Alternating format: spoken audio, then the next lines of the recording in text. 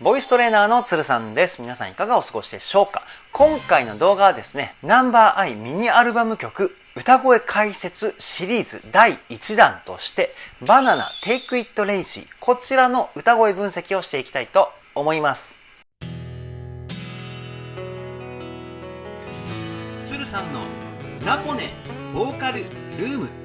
さあ、この動画がですね、公開されているのが9月の19日木曜日だと思います。そして今週の土日月と3連休ですよね。で、連休が終わったら今度はナンバーアイのフルアルバムがリリースされる9月24日なんですけれども、ナンバーアイのですね、フルアルバムリリースを少しでも多くの方に知っていただくために、9月の21、22、23、この3連休はですね、3日連続でナンバーアイナンバリングの中から3曲選んで歌声分析動画をですね、連続で公開していきます。なのでぜひアイリスの皆さん3日間よろしくお願いします。もうこれね、合宿だからこれフルアルバムリリース前合宿ですからね、皆さんぜひねお付き合いよろしくお願いします。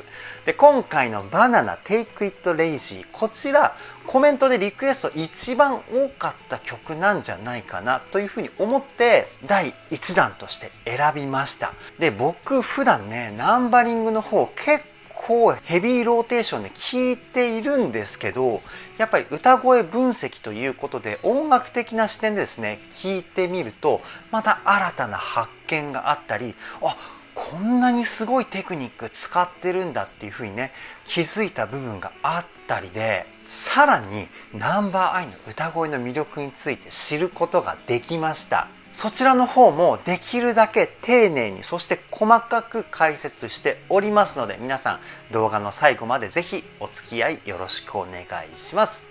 つるさんのラポネボーカルルーム、こちらのチャンネルは私つるさんが大好きなラポネ所属アーティストと現在つるさんが気になっているアーティストの魅力をボイストレーナー目線で伝えるリアクション動画と歌声解説動画をメインで公開しているチャンネルです。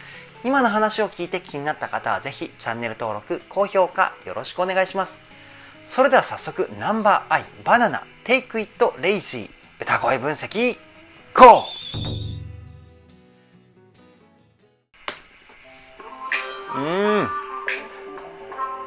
まずイントロがいいよね。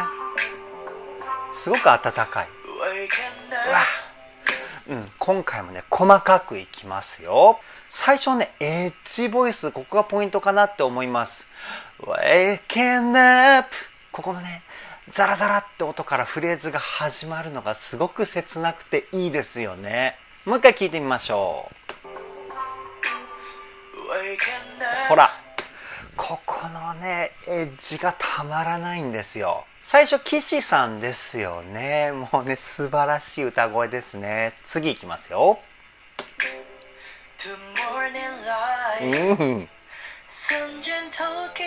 いいね。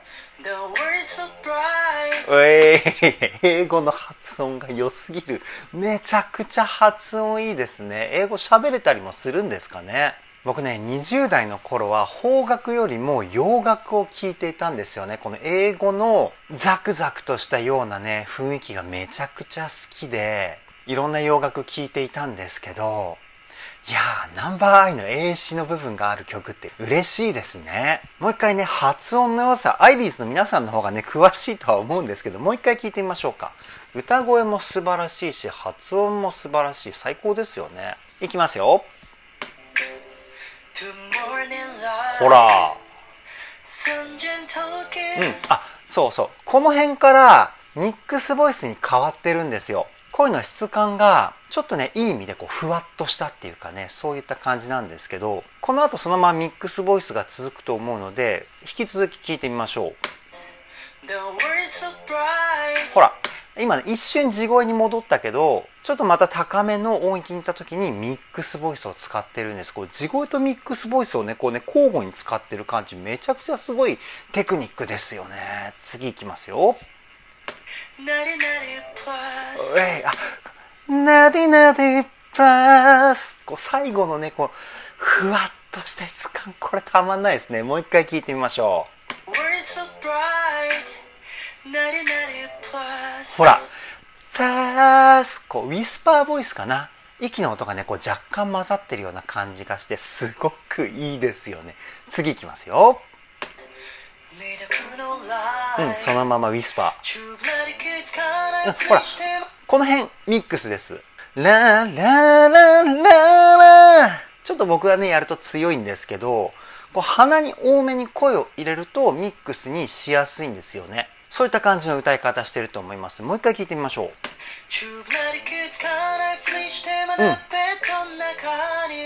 ここ最後全部ミックスですね。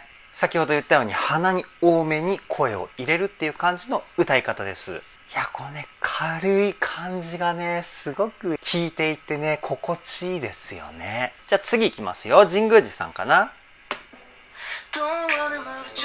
あ、優しい。ういいね。これ優しい声の中に力強い芯があるっていう感じの歌い方でしたよね。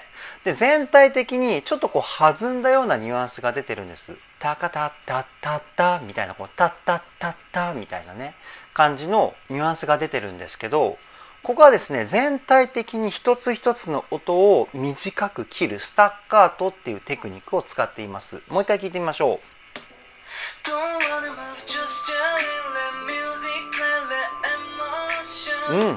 タラタタタタタタタタタみたいな、こういう感じのニュアンスでですね歌ってるんです。スタッカートっていうかリズムの取り方をですねタッタッタッタっていう風にリズムを取って歌ってるっていう方が正しいかな。そういうリズムの取り方で歌うとですねフレーズ全体がですねこうグッと締まったようなニュアンスが出てくるんです。それが今の神宮寺さんの歌のこう弾んだニュアンスを出しているテクニックって言ったらいいんですかね。そういった技術を使っています。次いきますよ。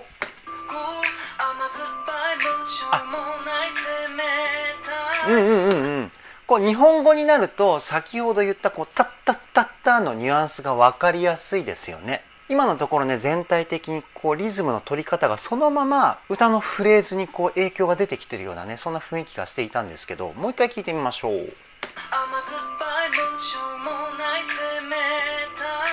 ほらタッタッタッタっていうニュアンスがねこう聞こえてくると思うんです。こう言われるとねなんかねそれっぽく聞いちゃいますよね。だからね今のポイントすごく弾んだニュアンス分かりやすかったと思うんですけど、次いきますよ。裏声。わあ綺麗な裏声ですね。で裏声の中にちょっとね息の音がこう混ざっていてすごくねこうささやいているような雰囲気が出ています。裏声のウィスパーボイスかな。もう一回聞いてみましょう。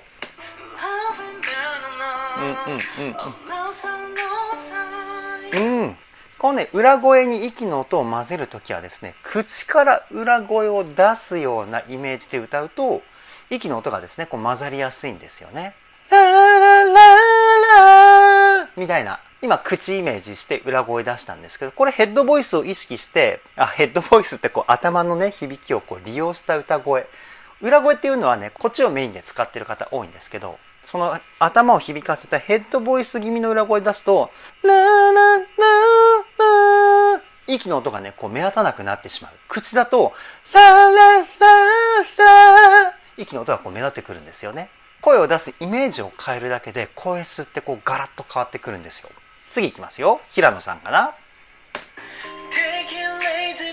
いいね。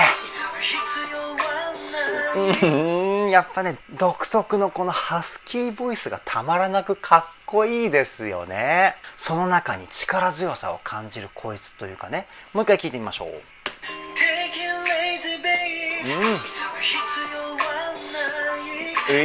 ないここねいいのこのしゃくりがねまたかっこいいんですよね。次いきますよ。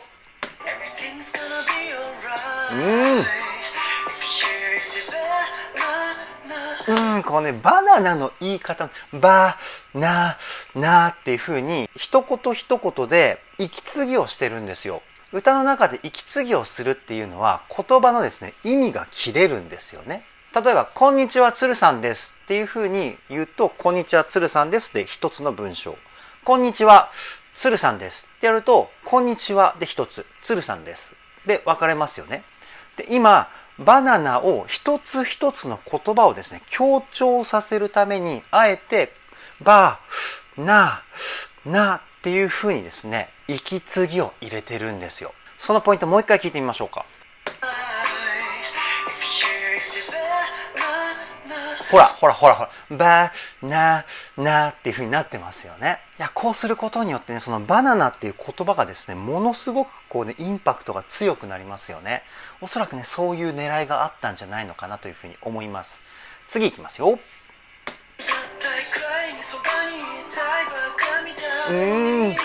こう、日本語なのに、英語的なね、子音が強いポイントが要所要所にあったの皆さん気づきましたか？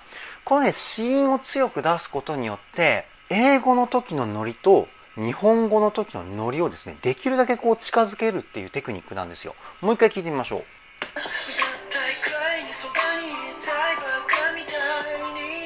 痛いのところが痛いになったりね、ここが一番目立つポイントだと思うんですけど、そういう風に日本語じゃなくて英語の子音に発音を寄せるっていうテクニック。結構ロック系だったり激しい曲を歌うボーカリストが使う発音テクニックなんですけど、平野さんここで使ってましたね。素晴らしいです。次いきますよ。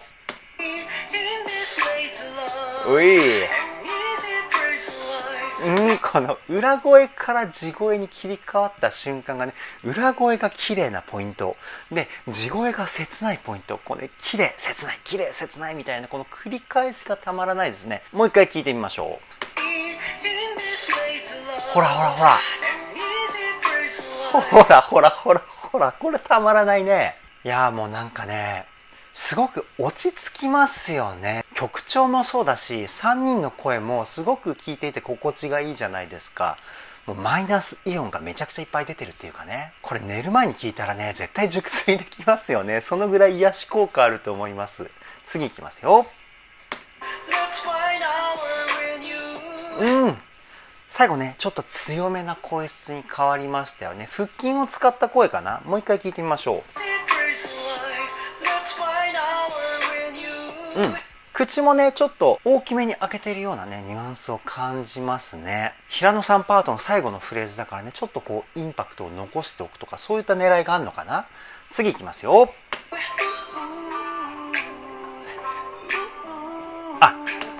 ごめんなさい、平野さん推しの皆さん。ありましたね。すいませんでした。ここの最初のは裏声なんですよね。で、その後にちっちゃいつが入って、っていう風に歌っています。これちっちゃいつを入れることによって、こう一瞬ね、クってこう引っかかったようなニュアンスが出て、で、次のね、の最初の音がですね、アクセントになるので、ここのね、一つのフレーズだけでも、すごくこう躍動感が出てるんですよ。もう一回聞いてみましょう。ほら。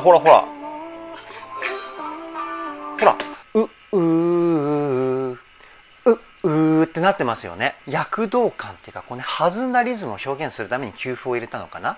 さっき言ったちっちゃいつっていうのは音楽的にはね、休符を表現するためのテクニックなんですけど、ここのね、こう引っかかる感覚がね、たまらないですよね。次いきますよ。甘い声。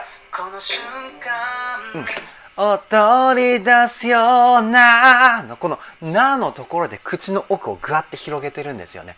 Mr.Children のね、桜井さんのフレーズの語尾処理みたいなテクニックを使ってます。もう一回聞いてみましょう。ほら。踊り出すようなみたいなね、大げさにやるとね、こんな感じで歌ってますよね。最初はね、鼻腔共鳴って言って、鼻の中の空間の響きを多めに使ってるんですよね。それを使った優しい甘い雰囲気。そして、なーってこうね、口の奥を広げることによってね、こう、声の広がりを表現してますよね。この短いフレーズでね、いろんな表現力を使ってます。次いきますよ。この瞬間、なんでもできるじゃん。かっこいいね。最初は甘い感じでいって、その後はこう声の芯をしっかり作ったようなね、若干の力強さ感じますよね。先ほど言った口の奥を広げた声の出し方をですね、その後も継続して歌っているっていう感じですね。もう一回聞いてみましょう。この瞬間なんでもできるじゃん。じゃーん。ここもね、軽いちりめんビブラートって言われるタイプのビブラートを使ってます。ビブラートは大きく分けると3種類あって、大波って言われる演歌とかでねよく使うこうみたいなビブラートと、あとはこう小波っていうんですかね、こういうビブラート。この2つは音程を上下させることによって音を揺らすタイプのビブラートですね。で、今神宮寺さんが使っているちりめんビブラートっていうのは腹筋タイプと言われるビブラートで、お腹をですねこうグーっていう風にこうお腹を揺らすっていうよりもなんかこう痙攣させるっていう感覚が近いのかな。あーっていう風にこう溝落ちの部分がねピコピコピコピコピコピコっていう風に揺れるんですよね。これはもう感覚でやるタイプのビブラートなんですけど、今神宮寺さんそれ使ってましたね。ビブラートのとこだけもう一回確認してみましょうか。ほらほらじゃーん。これですね。これがちりめんビブラートってやつです。次いきますよ。強い声。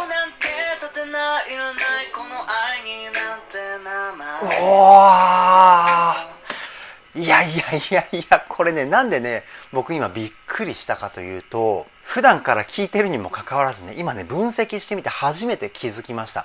この長いフレーズをですね、神宮寺さん、息継ぎなしで歌ってるんです。最初の計画のところなんて結構高い音域なので、高い音域で息の量いっぱい使うんですよ。にもかかわらず、ここまでの長いフレーズを息継ぎなしで歌える。すごいですね。もう一回聞いてみましょう。計画なんて立てないらないこの愛になんてほらすごいですよね。いや相当練習したんじゃないですかね。やっぱりねいくら肺活量があるとはいえ、やっぱりね人間の体なので1回で吸える息の量ってある程度は決まってくるじゃないですか。そうなってくると長いフレーズを歌うためにどういう風な練習をすればいいかっていうと、息の量のコントロールなんですよね。これ肺活量増やすよりも難しいですから。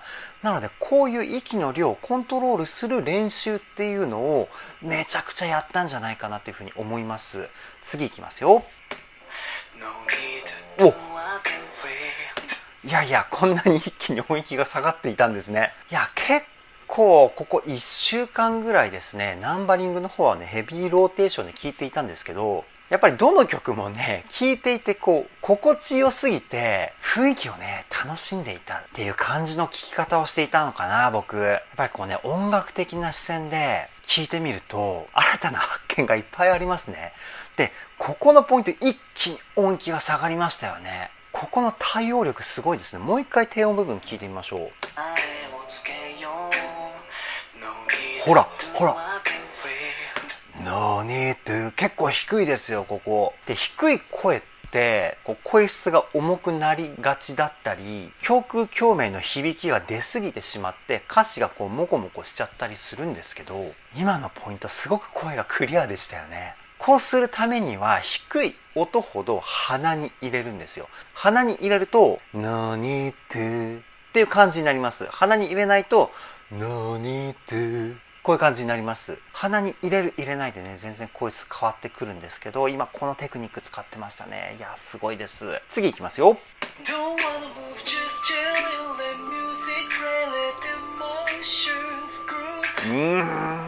この英語の発音のこう子音が常に前に出てますよね。平野さんの Don't wanna move のこのドンとのこのゾとか Just とか、この子音の強さがねめちゃくちゃかっこいいし、めちゃくちゃセクシーですよね。もう一回聞いてみましょ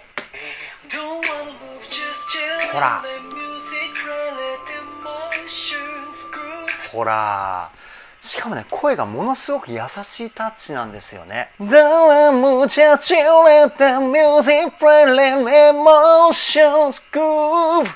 感じかな。僕がね近い声の出し方をすると、こんな感じになるんですけど、平野さんの場合はもっとね、こうね、鼻をピンポイントで狙ってね、声を作ってる、そんな感じがするんですよね。ものすごく繊細な声の出し方。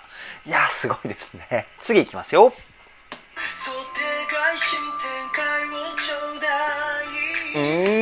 こうね、英語の方をものすごくこうね、ザッザッザッザッっていうシーンの後に、こう日本語の歌詞が来るとやっぱりこうなんかまろやかな感じがするじゃないですか。ここがね、聞きどころって感じがしますよね。想定外新展開をちょうだいっていうね、このフレーズがすごくこう聞きやすいというかね。もう一回聞いてみましょう。想定外新展開をちょうだい。ほら、すごくね、日本語が聞きやすいというか、これがね、英詞と日本詞が混ざった曲の素晴らしい魅力なんじゃないかなっていうふうにね、僕は思います。じゃあ次いきますよ。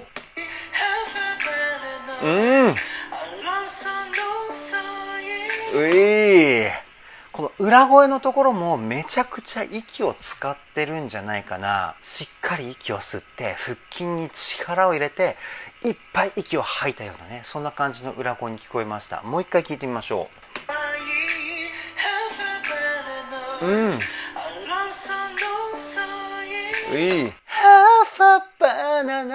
こんな感じの裏声でものすごく息の量をね、いっぱい使って、もともとね、ハスキーな声なんですけど、さらにこうね、息の音が目立つようなね、そんな感じの裏声の使い方だったかなというふうに思います。じゃあ次いきますよ。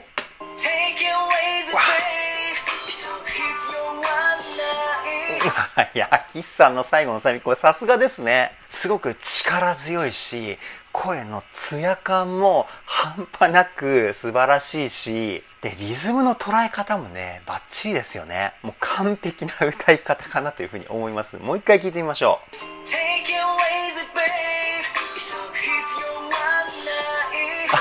かっこいい。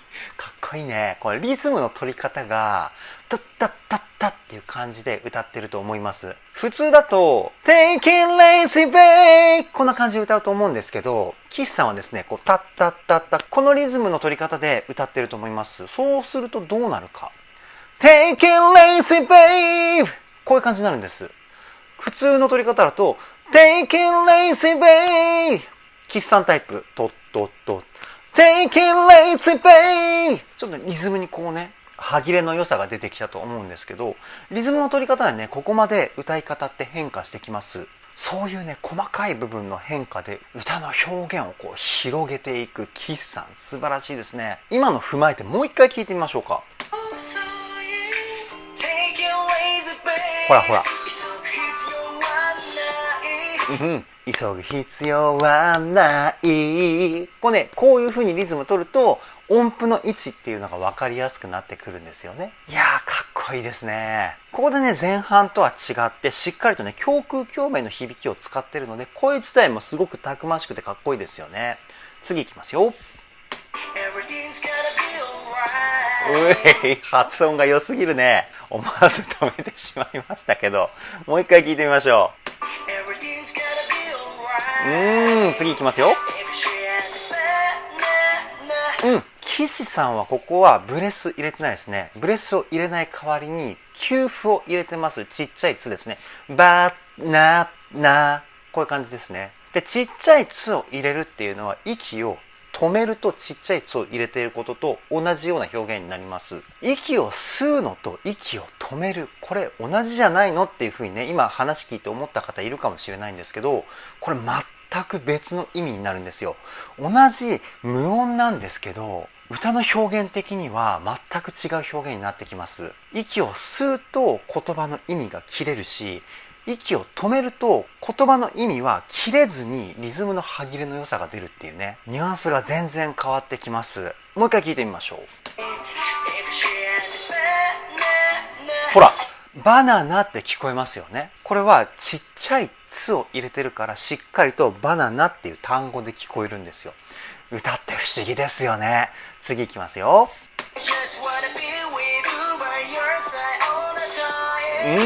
これあれか、今聞いて気づきましたけど、声をね、出す方向が前方向なんですよね。で、声を出す方向によっても、イメージの話ですけど、声を出す方向のイメージを変えるだけでも、声質って変わってきます。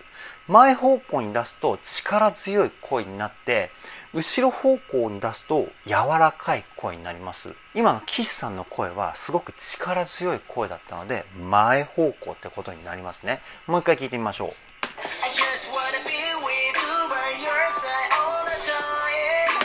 すごくね、力強くてかっこいいですよね。そしてね、声質が、やっぱりね、日本人離れしてるんですよ。ものすごくね、アメリカンのテイストの声質を感じます。次いきますよ。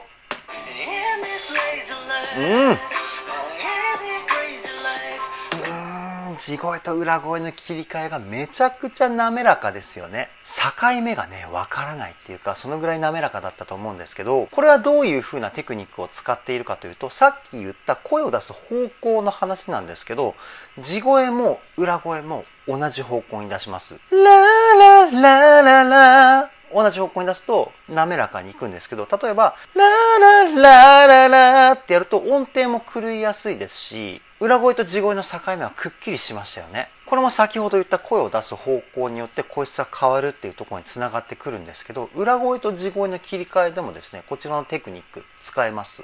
もう一回聞いてみましょう。ほら、滑らか。すごく滑らかですよね。先ほど言ったテクニックね、気になった方にぜひカラオケ行った時使ってみてくださいね。同じ方向に声を出す。これですね。次行きますよ。声も子音も一番強かったんじゃないですかね。今のめちゃくちゃインパクトありました。もう一回聞いてみましょ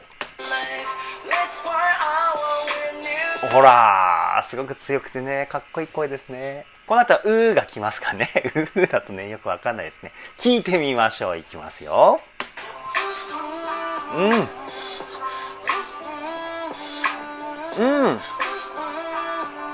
ここのポイント、岸さんですよね。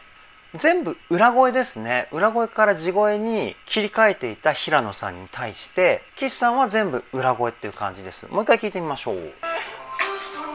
ほらほら。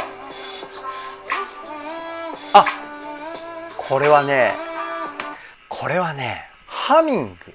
これで歌ってますね。ハミングっていうのは、口を閉じた状態で声を出すことをハミングって言います。こ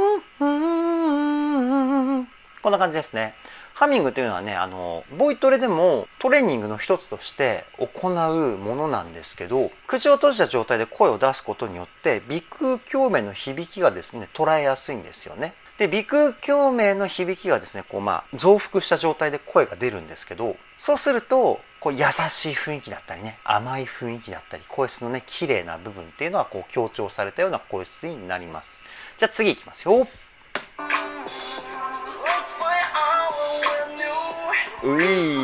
あ、そっか。最後ね、ずっとこれが続くんだね。いいね、いいね、いいね。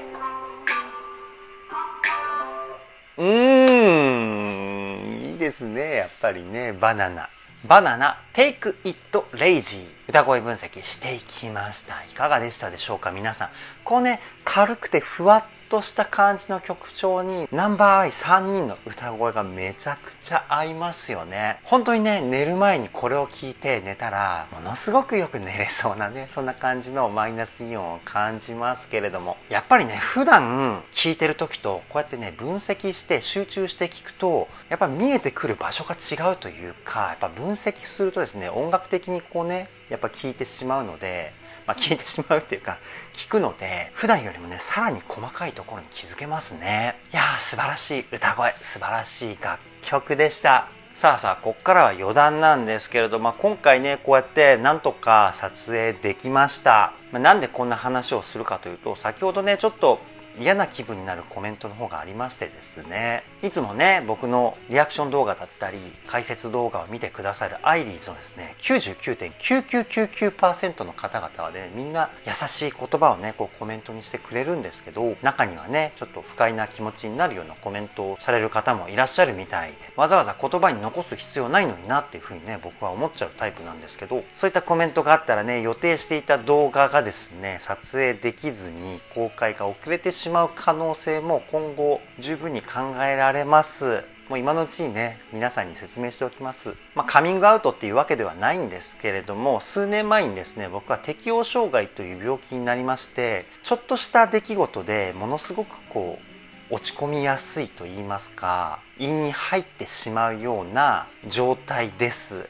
なので今後それが影響して皆さんにねこうご迷惑をおかけしたら申し訳ありませんっていう風なねことを今のうちに皆さんにお伝えしておきます。逆にねそういう風に不快な思いをするコメントがあったおかげでこうやって皆さんにご説明できたきっかけなんだなっていう風に思ってね前向きに捉えるようにします。これからもナンバーアイ全力で応援していきたいと思います。それでは今回の動画はここで終わりです。動画の内容を気に入ってくださった方はチャンネル登録高評価よろしくお願いします。ではボイストレーナーのつるさんでした。